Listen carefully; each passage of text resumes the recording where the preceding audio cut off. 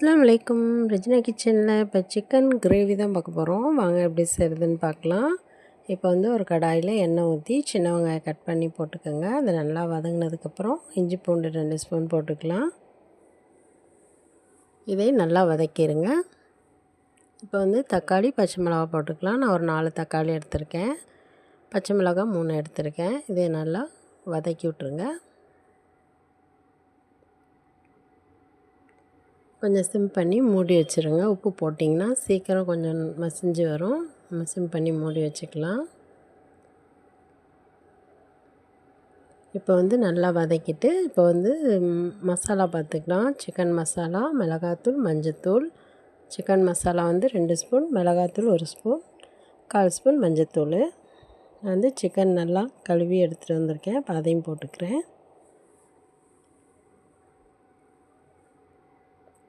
நல்லா பிரட்டி விட்டுருவோம்.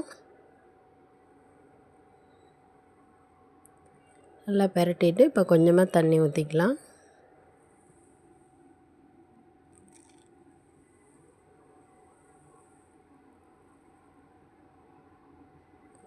இது நல்லா பிரட்டி விட்டு இப்போ மூடி வச்சுக்கலாம், வேகட்டும்.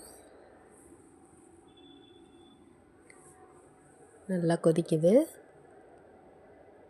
கொஞ்சம் கிரேவி கன்சிஸ்டன்சி வரணும். இப்போ வந்து நம்ம இன்னும் கொஞ்சம் நேரம் மூடி வச்சுக்கலாம். இது என்னென்னு பார்த்தீங்கன்னா மிளகுத்தூள், கரம் மசாலா சும்மா ஒவ்வொரு ஸ்பூன் போட்டால் போதும்.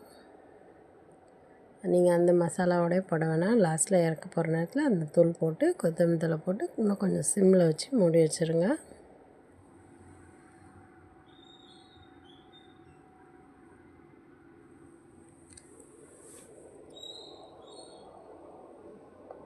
கறி நல்லா வெந்துருச்சு பாருங்கள்.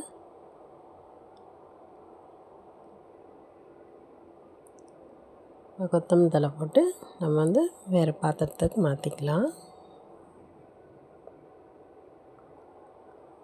சூப்பரான சிக்கன் கிரேவி ஸ்பைஸியாக டேஸ்ட்டாக எப்படி செய்யுதுன்னு நான் காமிச்சிருக்கேன். என் வீடியோ பிடிச்சிருந்தா லைக் பண்ணுங்கள், ஷேர் பண்ணுங்கள், கமெண்ட் பண்ணுங்கள், மறக்காமல் சப்ஸ்கிரைப் பண்ணுங்கள்.